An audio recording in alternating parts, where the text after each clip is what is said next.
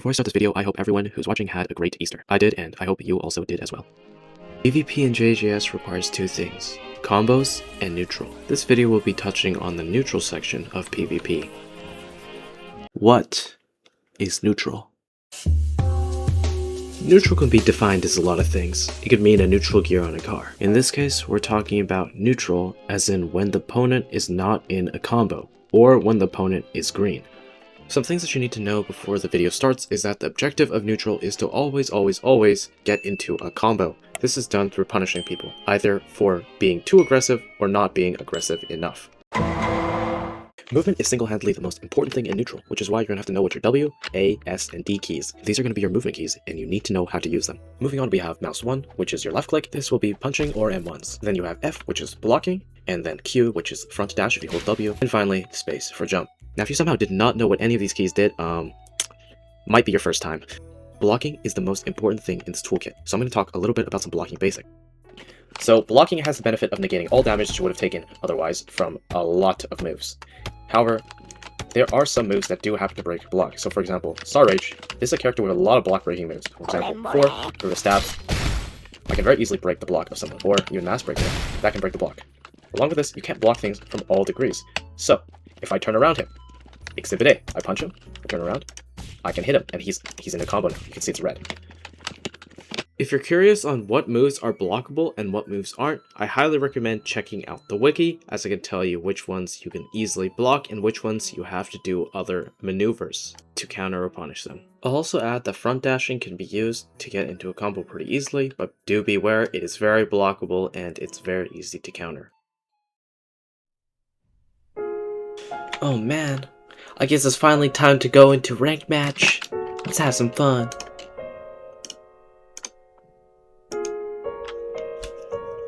Oh man, this is gonna be so fun. Oh, we got a match already. What are these? Oh, he's got a lot of kills as well. It's time to show him what's up.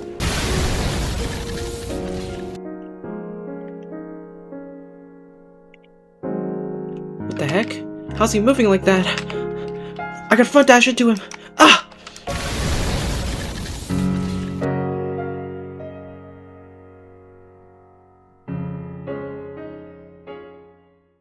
Oh, the Dunning-Kruger effect, how unfortunate for Mega Me. I know that I talked about W, A, S, and D, but I didn't exactly talk about how to use them. Never use keys randomly in neutral. That's how mistakes happen. So, how am I supposed to use W, A, S, and D? Well, I'm supposed to put myself into a favorable position. What does that mean? It means putting myself in a place where an enemy could make mistakes. I'll talk about this in more specifics later. Even at the beginner level, ping is very important. A bad ping will almost certainly make you lose any fight, no matter how mechanically gifted you are. You can check your ping by hitting Ctrl F7 on your keyboard. For some general rules of thumb, if your ping is below 30, that's very good ping. If your ping's around 30 to 50 or 50 to 80, that's okay ping. It's sketchy, and if it's anywhere higher than 100, you're going to be at a significant disadvantage. We'll get into the mechanics of why ping is so important. That is a topic for another video, but I will say, if your ping is worse, you normally want to play more passively, i.e. running away from your opponents in the hopes that they'll make a mistake by front dashing into a block. If your ping is better on the other hand, you do want to play more aggressively, as you're going to be allowed to make more mistakes due to your better ping.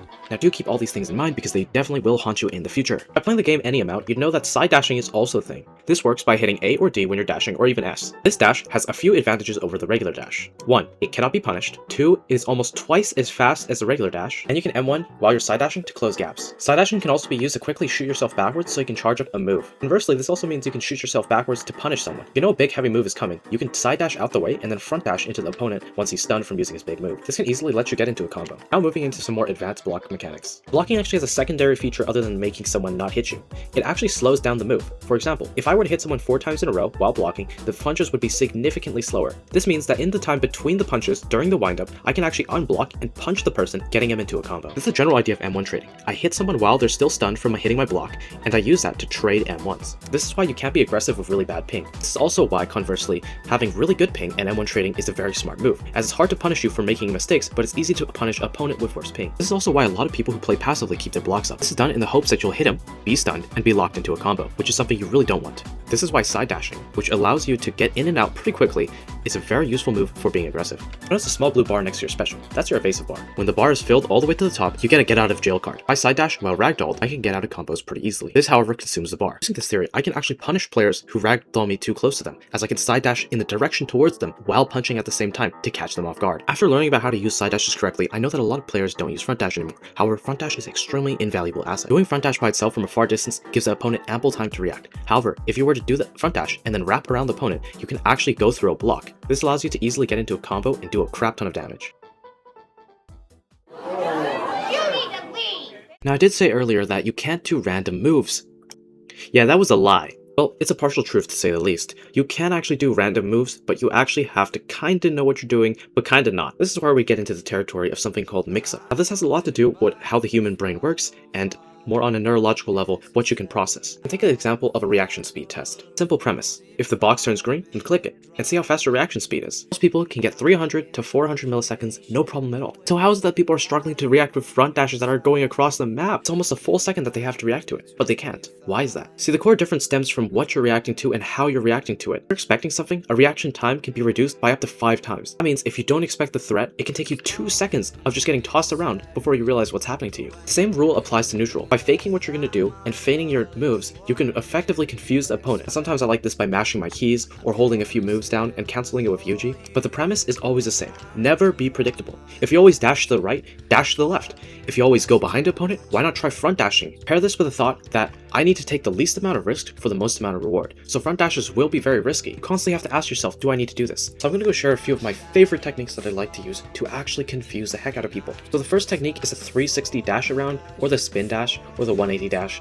They're all kind of in the same boat. Why don't I dash behind someone where even a block can't catch me? I normally wait for 2 M1s, then dash around really quickly, before the opponent can even react. Then I'll fake my dashes and dash a 360 degree. That way, when the opponent tries to turn around to catch me off guard, I'm actually the one catching him off guard, because I dashed a full 360 degrees, which means his back is still exposed to me. Jumping over someone's head can also expose you to an angle where the opponent can't block you. I like to combine all the techs I just mentioned, create a very dynamic, unpredictable playstyle. Normally when you're fighting someone, you can notice a very rigid type of attack. That's a very bad neutral game. Sure, it might work on average players, but you watch this video through and through, which means you know that you can punish people by reacting to what they're about to do. For example, if someone's about to side dash to me and waste 2 M1s, I can turn my camera towards where the side dash will be in the future. Knowing that he'll always side dash to the right, I can turn my camera to the left. This tutorial won't be getting into any more neutrals, because there's lots of different ways to play neutrals. For example, characters that have range move have stronger neutral games, because they have more range to get into combos. This means if you know how to follow and do all the things that I said in the video, you can play like this for every single character, regardless if you know combos or not. Knowing this is one thing, but practicing it is a whole nother ballgame. I personally recommend to go into a private server with a friend, set the damage as low as possible, and only block and use M1s, along with the dashes here and there. Even if you do this for about 10 minutes, you're going to notice that you get significantly better. Even 30 minutes of practice every single week can bring you to elite gameplay. That's the video. See you guys next time.